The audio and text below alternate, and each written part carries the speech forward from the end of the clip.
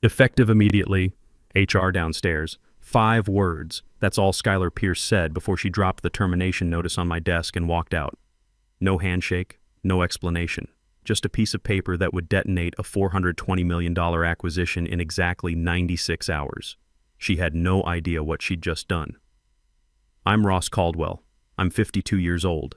And I just got fired from Iron Ridge Defense Systems, the company I'd given 26 years of my life to. I looked down at the notice. Expensive cream paper, the kind they use when they want to make something look official. My name at the top, date and time stamped across the middle. I checked my watch. It was exactly 12 o'clock noon on a Monday. My $185,000 performance bonus was scheduled to hit my account Friday at noon, 96 hours from now. Skylar thought she was being clever. Cut me loose before payday, saved the company money. What she didn't know was that bonus wasn't just money. It was a tripwire connected to the one thing holding her acquisition together. Here's what you need to understand about that $185,000. It was tied to a clause written 12 years ago by the company founder, Colonel James Bulldog Murphy. Bulldog was a retired Marine, the kind of man who believed your word meant something and loyalty went both ways.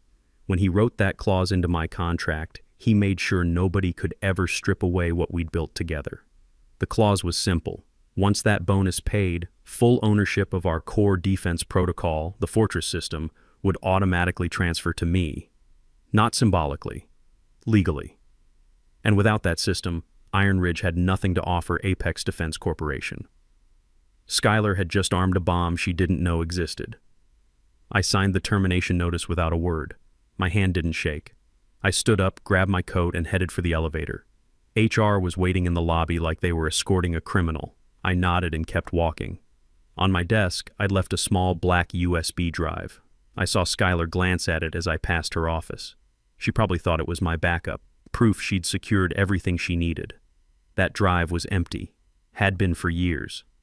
Every real backup, every line of code for the Fortress system was locked behind biometric encryption only I could access. I got in my truck and drove home. The city looked normal. People going about their Monday.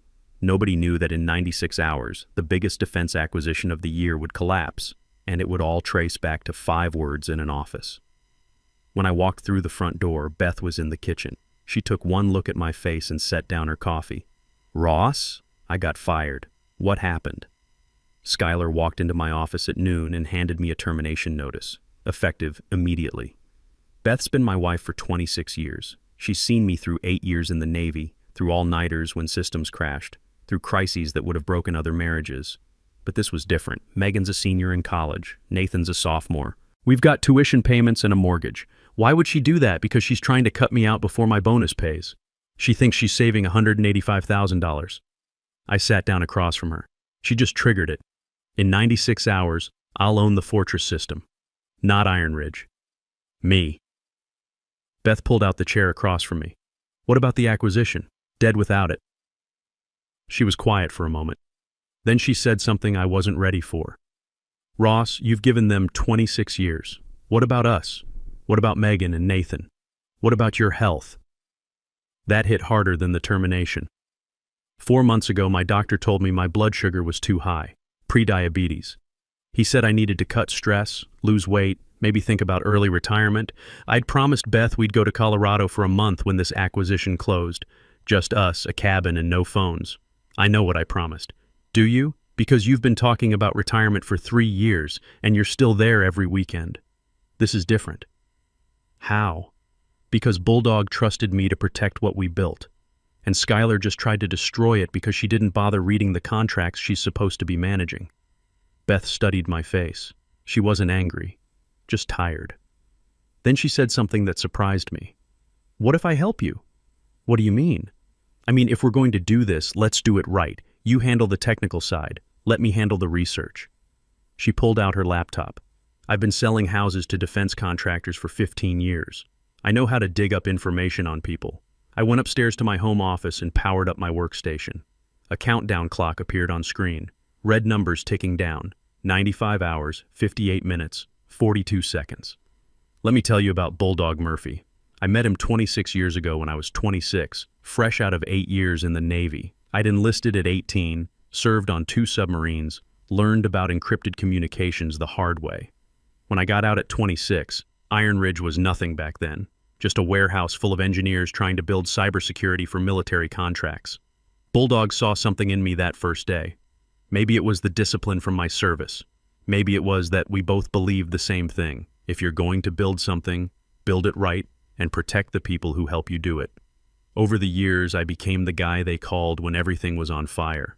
In 2018, when a ransomware attack hit the Eastern power grid, I was the one who stayed up 72 hours straight rebuilding our protocols from bare metal. The entire eastern seaboard could have gone dark. We stopped it with 6 minutes to spare. When the Pentagon needed quantum-resistant encryption for F-35 avionics systems, I designed the integration. When the Navy wanted secure communications for their new submarine fleet, I built the protocol. When our biggest client demanded 0-day patches in 48 hours, I delivered in 36. I didn't do it for awards. I did it because that's what you do when you're part of something that matters. 12 years ago, Bulldog asked me to meet him at a steakhouse in Arlington. It was a Thursday night, both of us exhausted from a week of crisis management. Over bourbon, he told me he'd written something into my contract that nobody else knew about. "Ross," he said, "I've been in this business long enough to see what happens when the wrong people take control. They gut everything that made a place worth a damn. I won't let that happen to what we built." He explained the clause. My annual bonus wasn't just compensation, it was a legal trigger.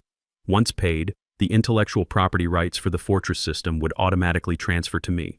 The transfer agreement was already executed, held in escrow, waiting for that payment confirmation from Iron Ridge's payroll system. "You'll own it," Bulldog said. "Nobody can steal it, sell it to the wrong buyer, or run it into the ground." I remember setting down my glass. "Bulldog, that's your life's work." "No, it's our life's work. And I trust you to protect it more than I trust any board of directors." At the time, I thought he was being paranoid. But Bulldog had survived 2 tours in Vietnam and 30 years in defense contracting. He knew how to see threats before they materialized. Now, sitting at my desk watching that countdown, I understood. Bulldog had seen this coming 12 years before it happened. He'd built a failsafe, and Skylar had just activated it. I checked my security protocols, credentials valid, encryption keys untouched, no unauthorized access attempts. Skylar and her IT team hadn't even tried to breach the system. They thought that empty USB drive was enough. Then I set up one more thing. An automated email scheduled to send if the licensing rights weren't renewed before the timer hit 0. The recipients, 3 lawyers at Apex Defense Corporation. The message was direct. As of Friday, 12 o'clock noon, Iron Ridge Defense Systems will no longer hold valid licensing rights to the Fortress Protocol central to the Apex integration. Please review Section 14 of the acquisition agreement. Section 14. The key personnel continuity clause. It listed 3 people as essential to the acquisition integration. I was first on that list. If any of us left before completion, Apex had the right to delay, renegotiate, or walk away. Skylar had never read it. I'd bet my pension on that. The email would send automatically. No button to push, no dramatic moment. Just a quiet notification that would tear apart everything she'd been bragging about for 6 months. I went back downstairs. Beth had dinner on the table and her laptop open beside her plate. "Find anything interesting?" I asked. Skylar Pierce, MBA from Wharton, joined Iron Ridge 18 months ago. Beth scrolled through her notes. Before that, she was at a consulting firm. 0 hands-on defense experience. Her biggest accomplishment was a cost-cutting initiative that saved her last company $2 million by outsourcing IT to India. That explains a lot. Here's the interesting part. She's been telling the board she personally negotiated the Apex deal. But according to the industry publications I found, Apex approached Iron Ridge 8 months ago. She just inherited the talks. After dinner, I sat on the porch with my scotch and watched the sun set.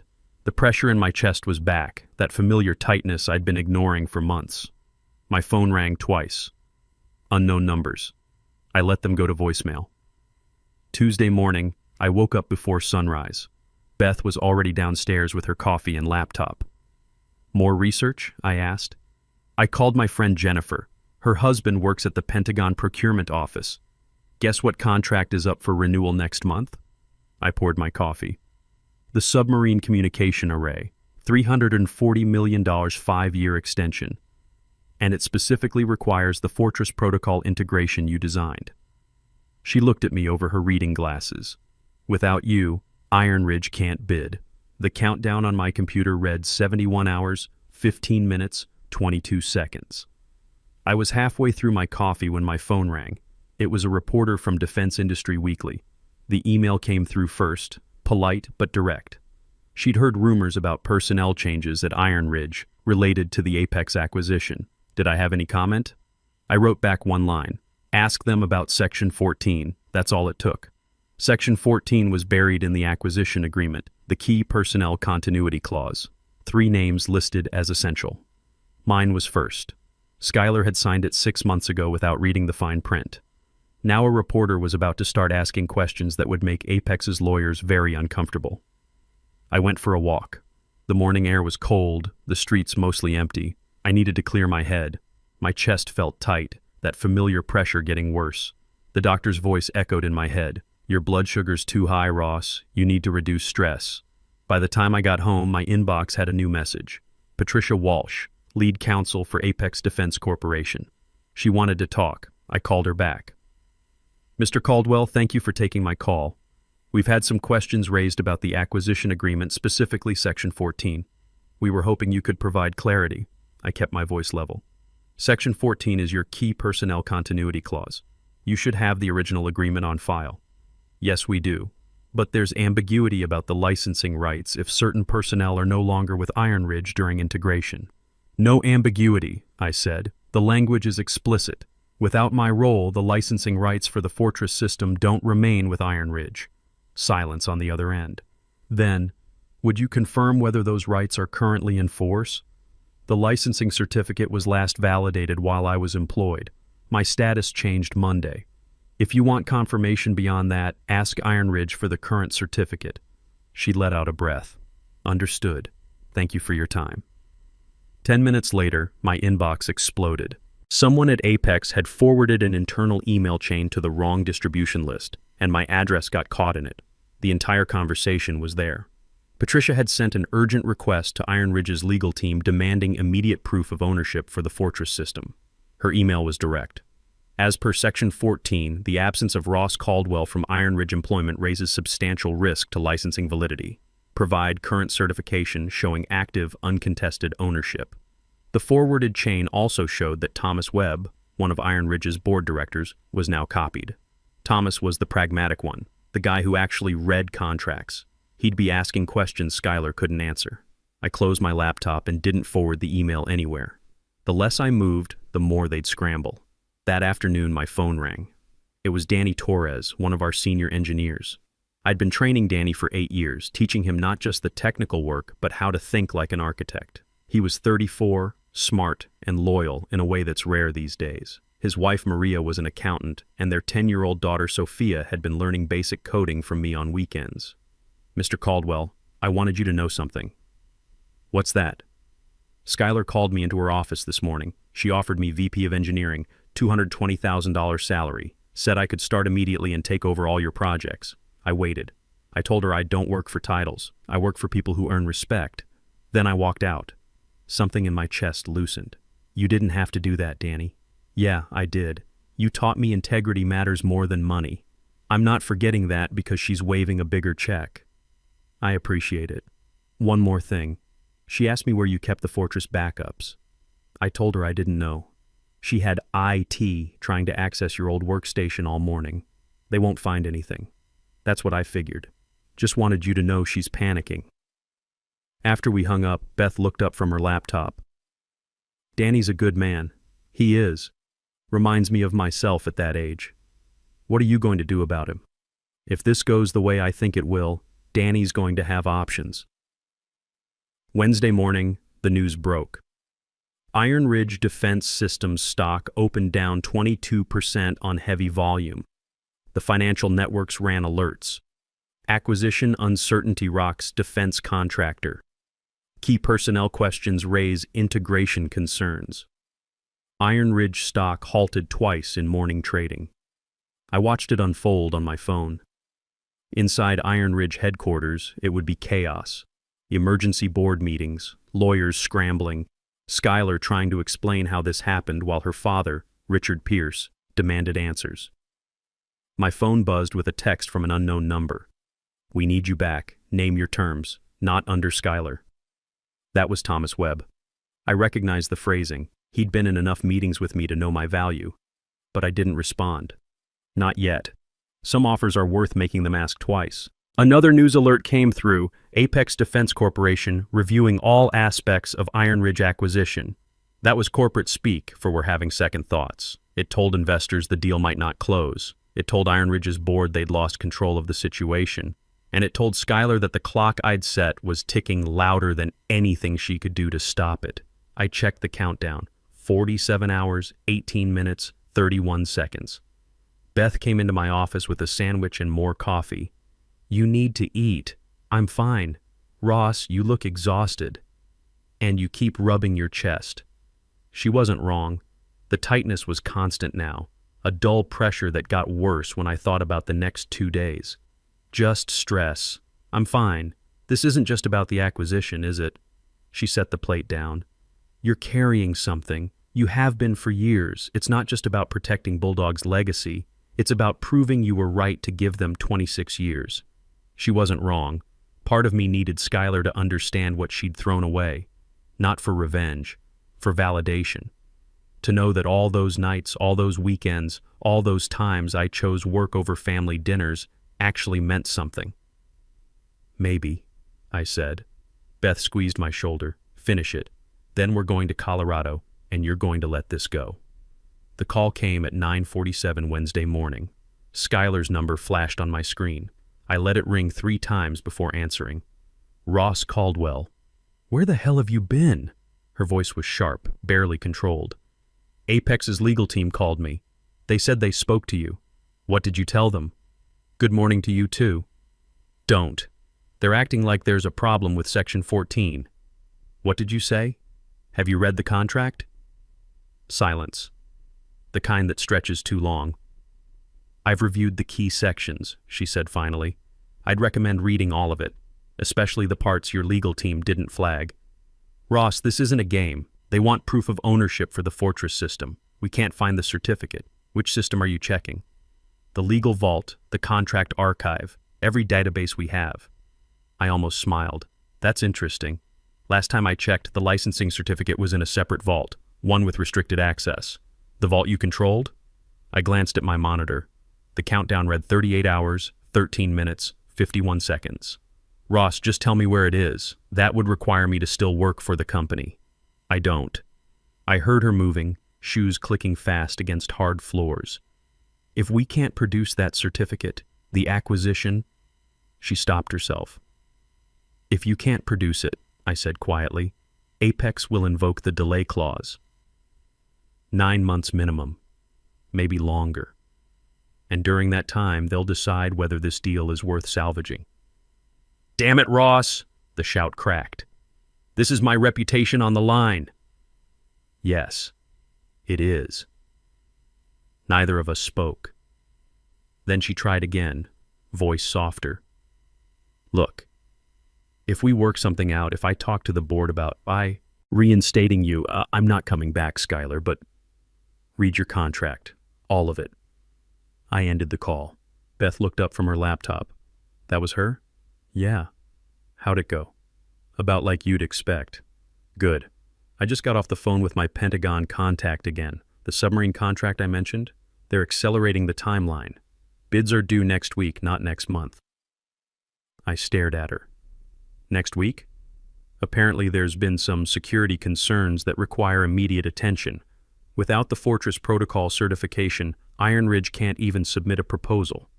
The tightness in my chest got worse. Not just stress now. Something else. "Beth, I think I need to sit down." She was beside me in seconds. "What's wrong? Just give me a minute." But even as I said it, I knew this was more than stress. This was 26 years of carrying other people's weight finally catching up to me. And I still had 38 hours to go. That evening, the news got worse for Iron Ridge. Stock closed down another 16%. Total decline, 35.52% over 2 days, wiping out $1.2 billion in market value. The financial networks were calling it catastrophic due diligence failure. One analyst used the phrase executive negligence at the highest level. I found a live stream from outside Iron Ridge headquarters. Skylar was leaving the building, surrounded by security, reporters shouting questions. Her face was pale, jaw tight, eyes straight ahead. The caption scrolled across the bottom. VP Skylar Pierce declines comment on acquisition uncertainty. My phone buzzed. An email from Michael Brady, CEO of Apex Defense Corporation. Subject, direct discussion, time sensitive. I opened it. The message was brief. Mr. Caldwell, given the current situation, Apex would like to explore alternative arrangements. Are you available for a confidential conversation tomorrow morning? I forwarded it to my attorney with a note. They're ready to deal directly. Prepare partnership terms. His response came back in 5 minutes. Outstanding. I'll draft the framework tonight. This could be very lucrative. Beth came into the office with dinner on a tray. You're not coming downstairs, are you? I'm fine here. Ross, you had chest pains this afternoon. You need to rest. I'll rest after Friday. She sat on the edge of my desk. What if something happens to you before then? What if all this stress... She didn't finish the sentence. Nothing's going to happen. You don't know that. Her voice was quiet.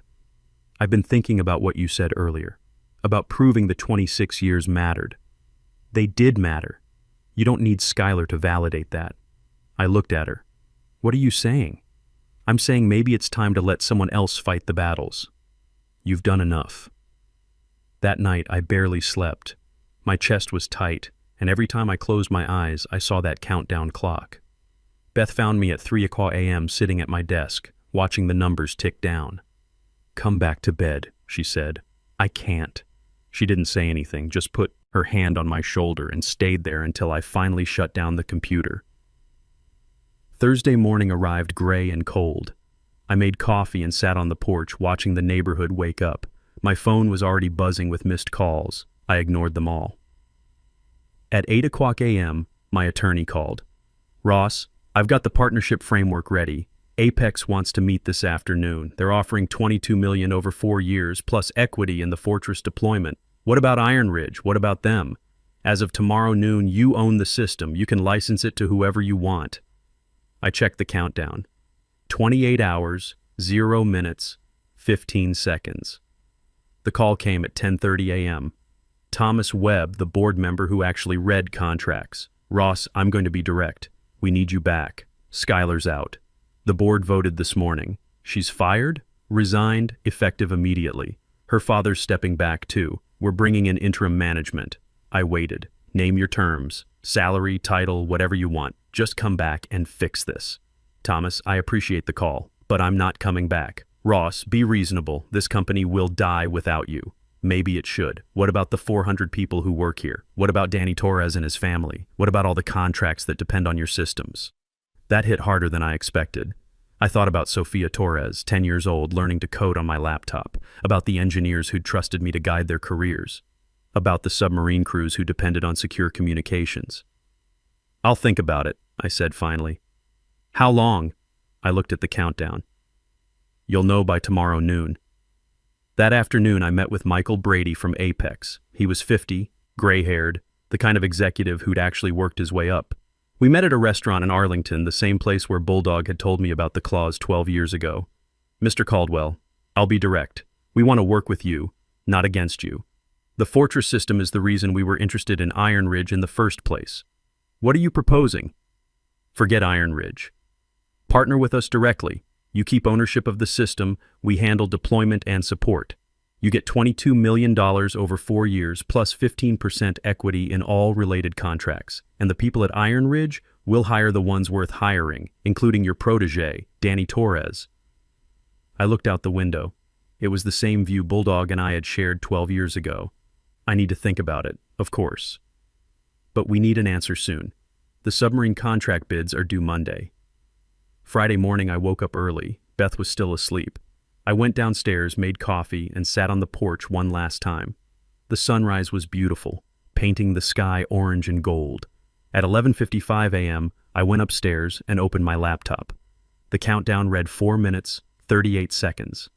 Beth stood in the doorway, watching. "You sure about this?" she asked. "Yeah, I'm sure."